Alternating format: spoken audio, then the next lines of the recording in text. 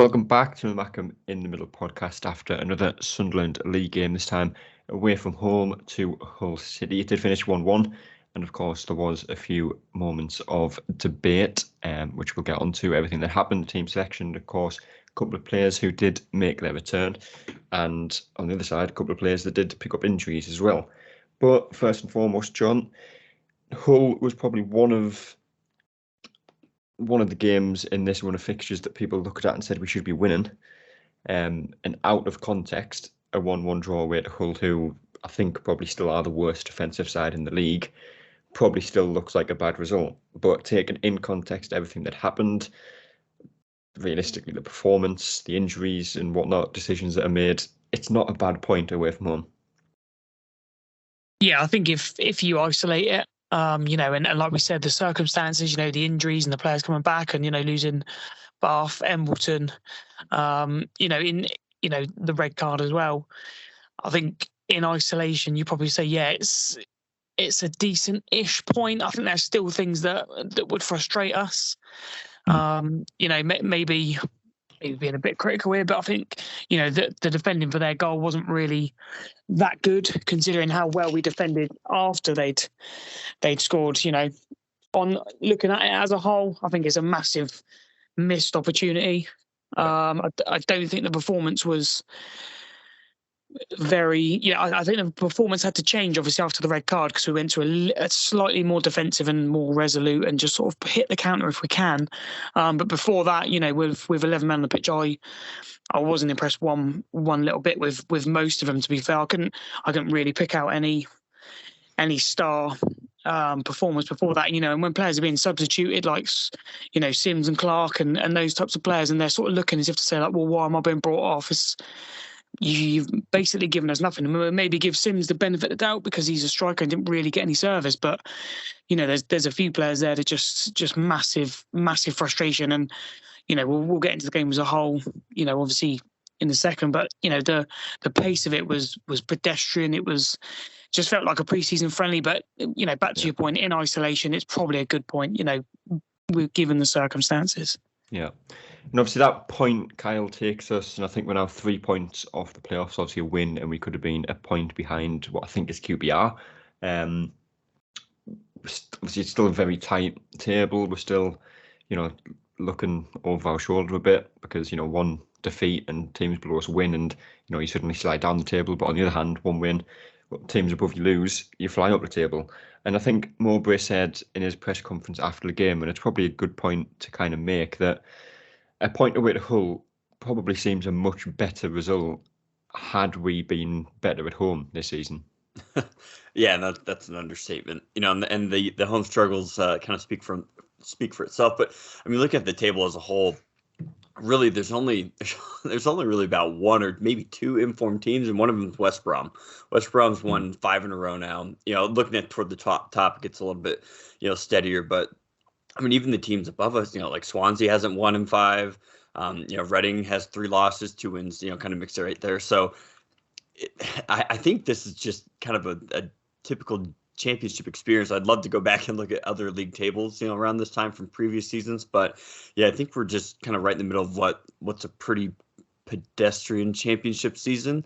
One that teams like Stoke or Luton, Coventry probably are a little bit more accustomed to, type of thing. So it's I think it's a big point overall, to be honest, because a loss there, and I think things would have started kind of going off the rails a little bit within our fan base. I think the draw at least steadies the ship for a little bit, but definitely some issues we need to figure out, especially at home. And luckily we have plenty more matches at home coming up. So yeah, obviously on the team, John. There was, off the top of my head, one change. Could be wrong on that.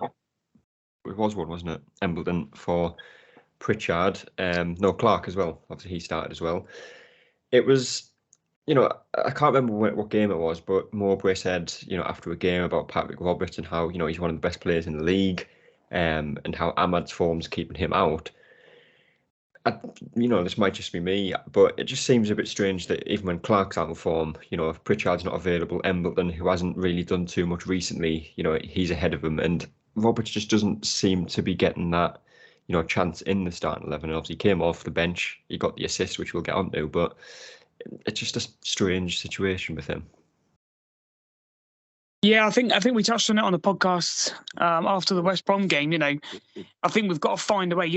At the moment, we'd probably agree that Jack Clarke is probably out of form a little bit. Which, when we've got players like Patrick Roberts sort of chomping at the bit and do actually come on and do produce moments, not given 2 minutes at the end of the West Brom game to sort of try and do something. When he's given a chance, he will do something. I think he links up well with Ahmad at times. I think we've seen that previously in some of the good goals that we've scored.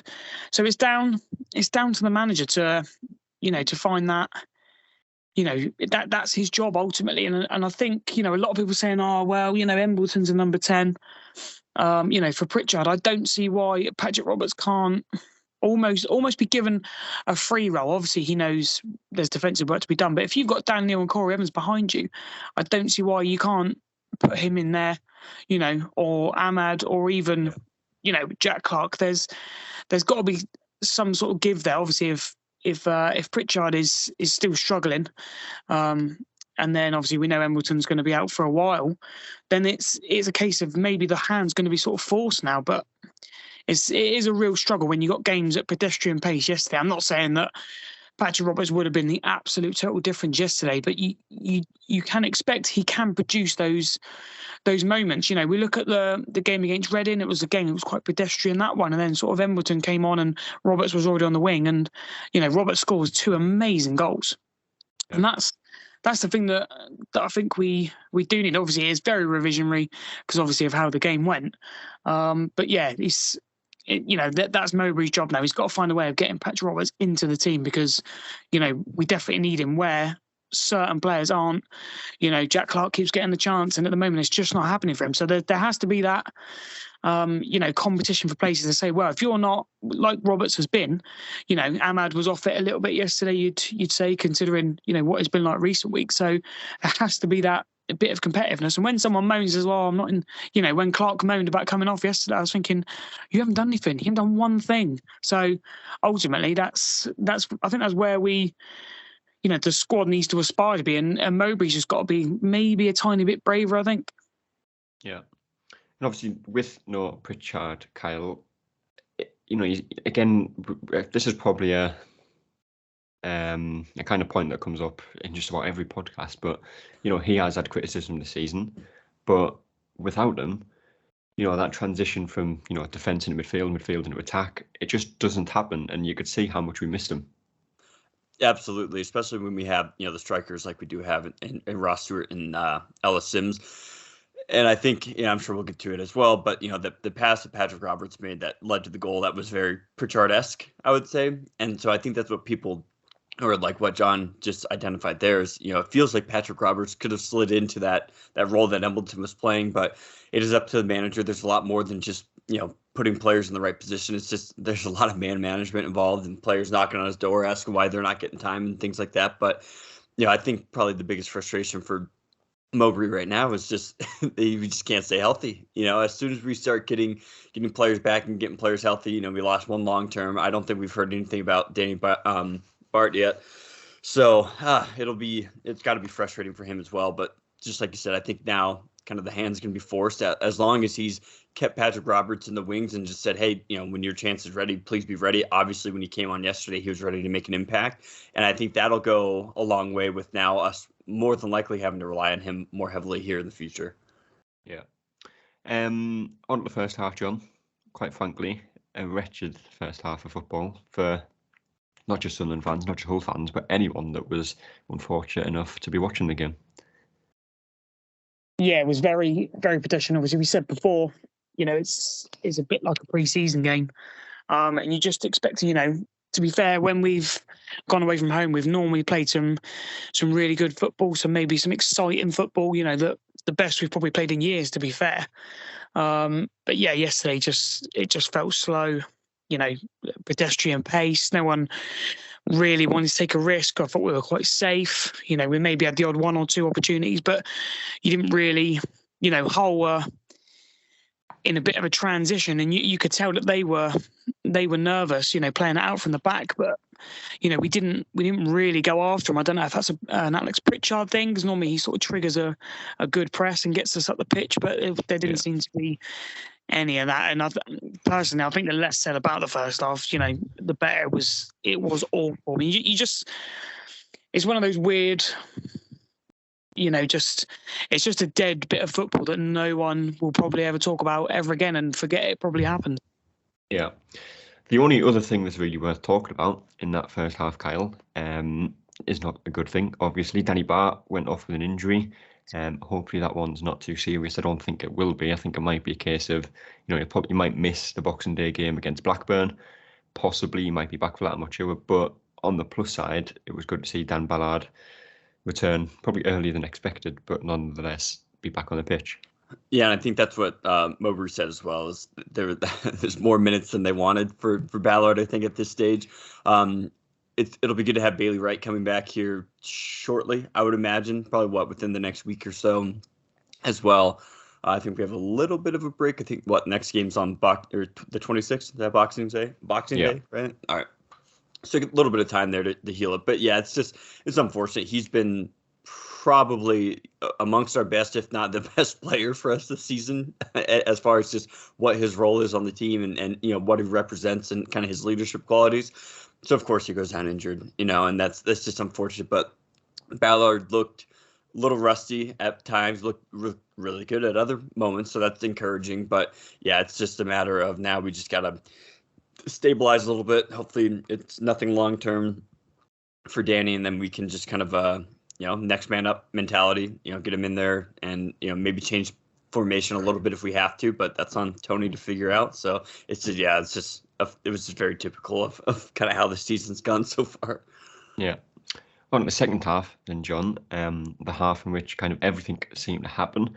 4 minutes in, Hull got a penalty, challenge from Ballard that initially looked like it was a poor decision from the referee. The ball obviously went in a different direction and automatically you assume he has got the ball, but you could tell that was a bit of rustiness from Ballard. He hasn't played for 3 months, and I don't think there's too many complaints that a penalty was given there. No, looked pretty nailed on, to be fair. I think when you first saw it, Corey Evans is in the way and you maybe think it hits him, but on the replay, it's obviously definitely a penalty. And I think it is one that in his head, Danny Ballard thinks he can make it, but obviously he's a bit rusty and he's very late, shall we say.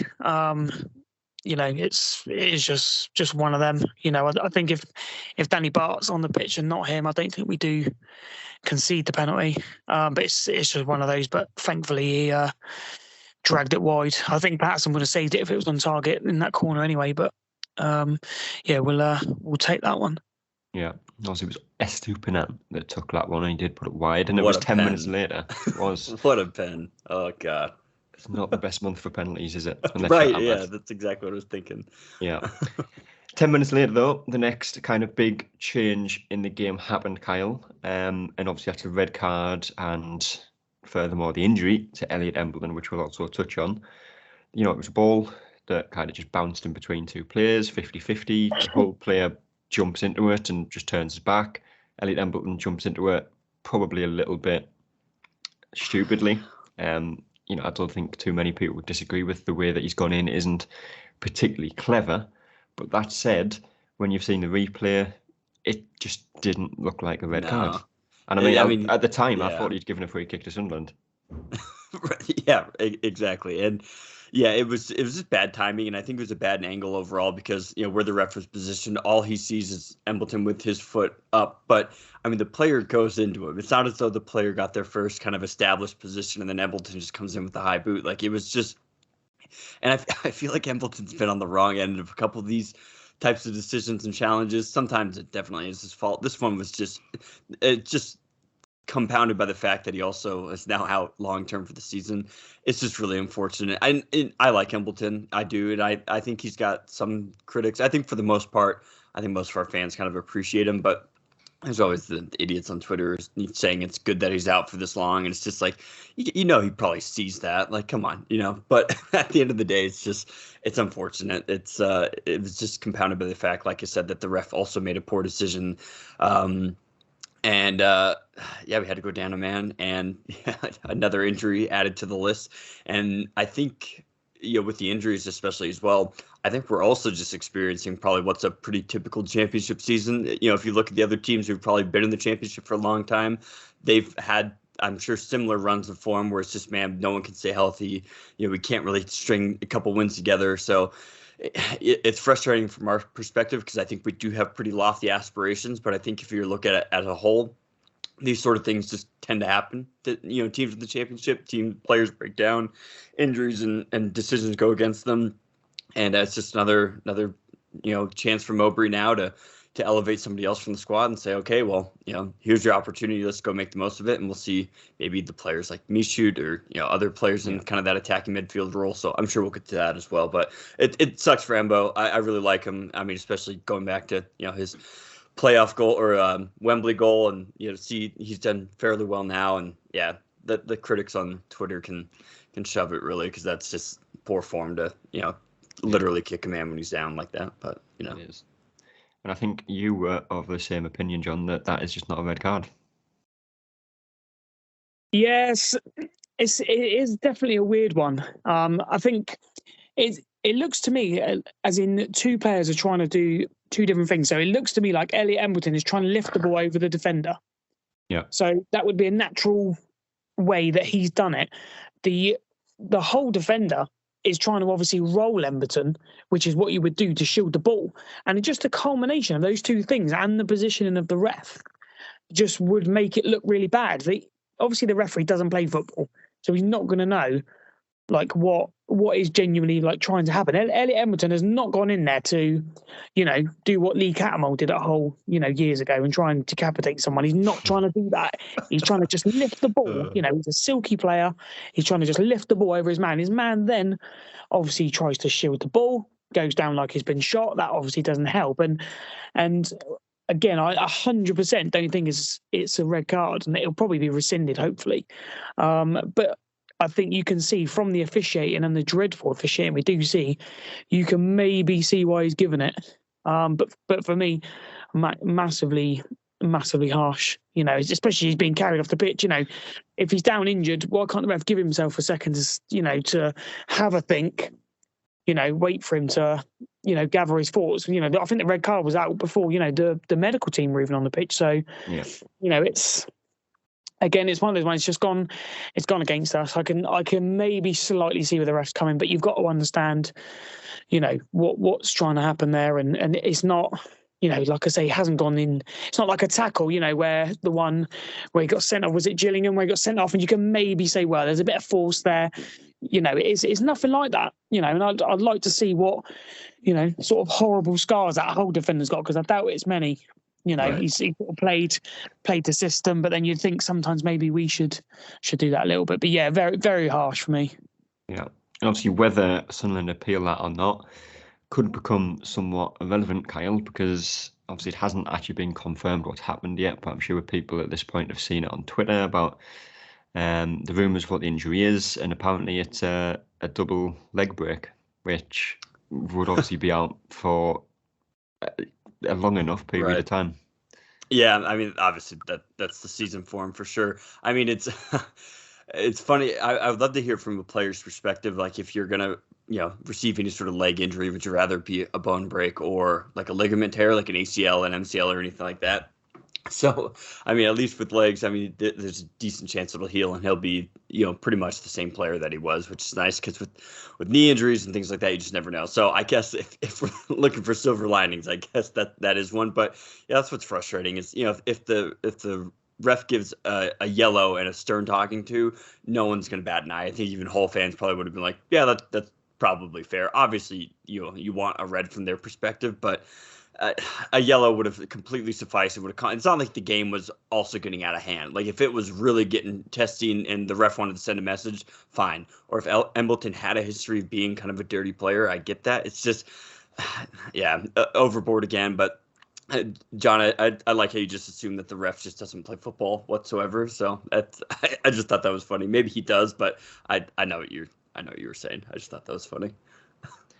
And obviously that decision against us led to some changes. John Stewart came on, Serkin came on, and Roberts obviously came on. And it was about 15 minutes later that two of the substitutes obviously combined for the goal. Ross Stewart making his return, which obviously we'll get onto. It was Ross Stewart with the goal. Like you said right at the start, we changed our shape, changed the way we kind of approached the game, played more defensively, looking to hit Hull on the break. That's exactly how the goal came about. Roberts gets the ball, possibly a foul from Ballard before that, possibly not. But the ball falls to Roberts, the ball over the top to Stewart, and for a player that's not played for probably the best part of 2 or 3 months, that is as composed a finish as you're going to get. Yeah, it was very good. I think he maybe had a bit of a warm-up one before, and he put his thumb up to acknowledge the run, and when the one that come off his shoulder, he was probably just behind. So yeah, when it even half fit, because you wouldn't have said he's at full fitness yet, in any way, shape or form, to make that run. Obviously, he knows players are going to spot that. That's probably the sort of things that they do actually work on. Because he's a runner. I don't know what the whole defenders are doing, not even marking him because we're playing one up front, and Ellis Sims was probably marshalled quite well. And then great, literally split the centre backs and then straight through. Again, I'm not sure what the keeper's doing either. But yeah, just waits for him to make a stupid jump and then slots it in the bottom corner. It's a timely return for him, and that'll do him the world of good, obviously scoring. Hopefully that, his reaction and the crowd's reaction maybe sway him somewhat to maybe thinking about picking up a pen soon, that we all hope. I'd hope, the upper, management of the squad, will sort of look at that and think, what are we, if we do lose out on that, how much is it going to cost to replace that? And is it replaceable, to the level that he is? So yeah, it was a nice finish, sort of all round, I think, for everyone just to see. And, you could see it to him as well. It meant the world to him, obviously, coming back and scoring straight away. And you always know with Ross Stewart, you've got a chance. Yeah. Obviously, it was good for him to be back, Kyle, and the difference he makes to the team, not just when he's scoring goals, but off the ball, the runs that he makes, the whole of play, obviously impact the whole team and the game as a whole. And the whole contract situation still yet to be resolved. Whether he's here in January, whether he's here in the summer, whether he's here for the next 3 years, no one really knows. But like John said there, if you're letting him go, you need a replacement. And the best way to probably put this is, think about how much a replacement for Ross Stewart would cost, and that's how much he's worth. And quite frankly, you see people saying 10, 15 million, and it is probably a bit extreme to say that because, he's played, 6 games above League One level in his career at 25, 26 years old. Everyone knows his ability, but a team's going to pay that for him? Possibly not. But when you look at how much, a replacement would be for him, and really, obviously, there's going to be players abroad that you could get for a cheap price who may be younger and offer the same. But off the top of my head, couldn't give you one. Right. But the closest replacement, I think, to him that's currently playing in the Championship is obviously like Gyökeres from Coventry. Sure. And I think he was quoted about 15 million. This is just such I feel like a standard signing dilemma, right? At this level, Do we stick with the form? Obviously, the formula here that we have set up, or I just feel like there has to be some flexibility in that. But I can see it from their perspective, well, or whoever Ross Stewart's agent is, which I still think is a mystery, or unless somebody knows that information out there. But I'm sure they're seeing it too, just like what you said with his age and kind of where he's been playing. Not that he's old by any stretch, but I mean, compared to some of the other young talents in the world that we see that get signed for tons of money, this may be his one shot to get that 15 to 18, I don't know, $1 million contract, which that's a substantial amount of money. That's, I'd say, to put it simply, but nonetheless, it's good to have him back. I'm just, at this point, I've just kind of come to terms with it and just thought, I'm just going to enjoy it while he's here. And if he stays, awesome. But if not, that's just the way it is. We're going to lose a lot of players that we like. We're going to, probably be in this situation quite more often than we probably like in the future, but it's just, as long as it works and it proves that the system's working and we're able to refresh and reload with some good young talent or just solid replacements that do make us better as a team, it's going to hurt at first, but we're just going to have to trust the process, I guess is the way to put it. But it was just great to see him back, and you can tell he's enjoying it. The team obviously loves it, and what a great ball too from Patrick Roberts. I mean, it was absolutely right on the money, perfect. A foot or two, maybe a yard or two farther ahead. The keeper comes out for it, but you can see his composure there. That's a perfect striker's finish.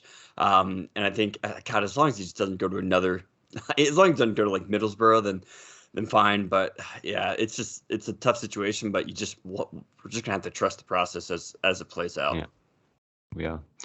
And obviously, Sunderland go 1-0 up, down to 10 men. 15 minutes left. You're hoping that it's one of them games where the performance isn't great, but you pick up the 3 points. But obviously, that is not the Sunderland way at the moment.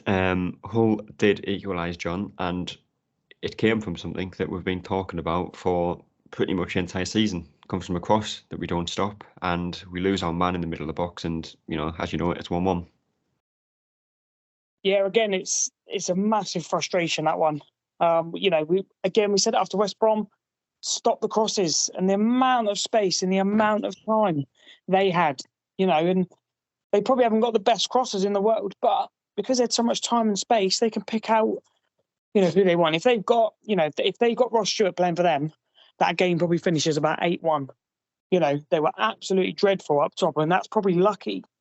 The one cross that does obviously penetrate us is if you watch it back, I don't think anyone covers himself in glory. I think Luke O'Nine's nowhere to be seen.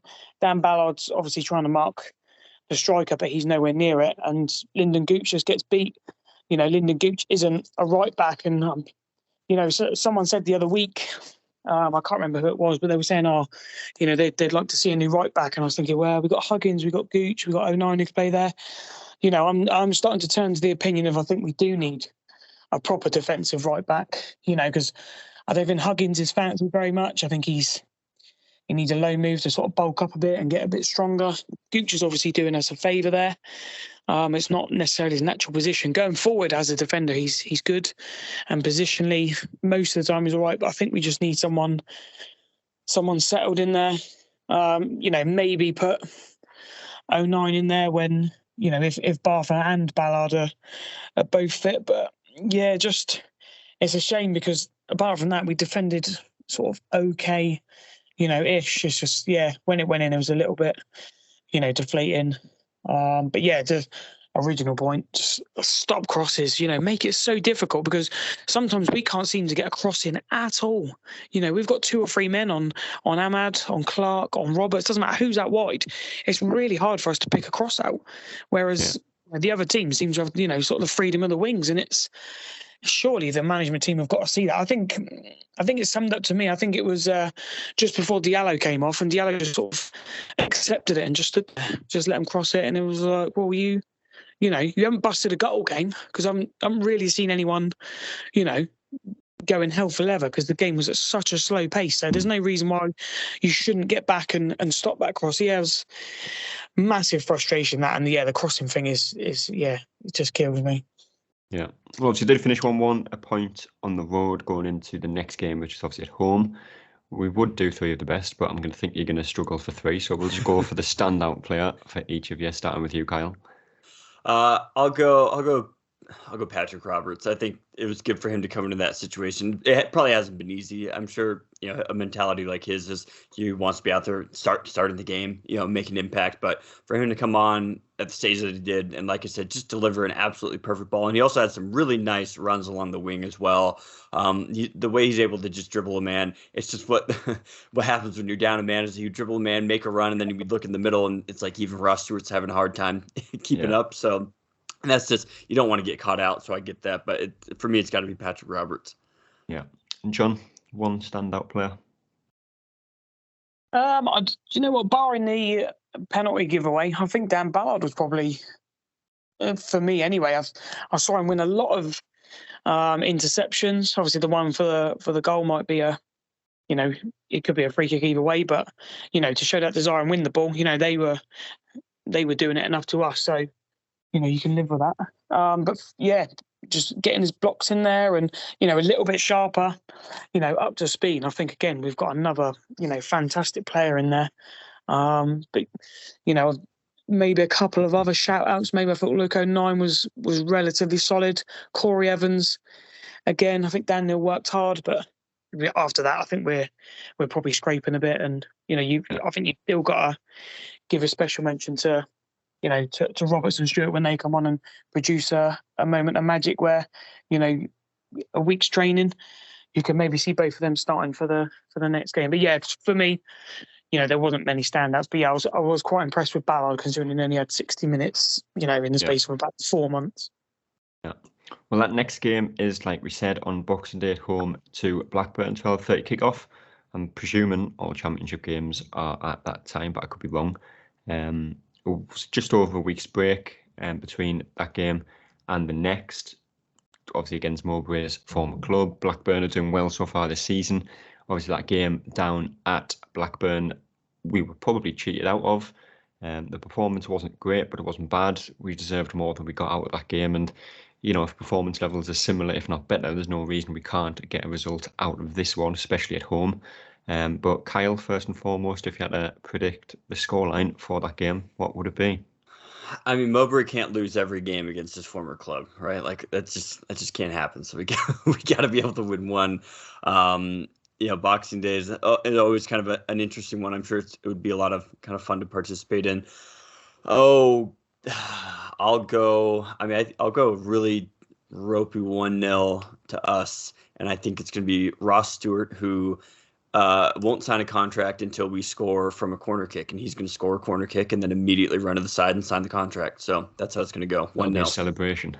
Yeah, that's the celebration. He's going to run over and just sign it right there. Yeah. So we're all re-announcing it as it happens. John, predictions for that game? I'll say every week. I'll probably just take a win. Not really too fast how it comes. If I was being super jolly, I'd just probably like it to come from a corner. That'd be nice if after 95 corners, score a corner and win 1-0. Like that. It's probably more than 95 now, I think. Yeah, but we need an update from our stats guy. Yeah, he needs to make it a whole other video, adding in those extras. Yeah, we'll do that. But as always, we'll have a podcast out talking about that game. Not sure if it'll be straight after or not, because obviously it is Christmas. But we will have something out at some point around then. So until then, we will see you later. That's all, folks.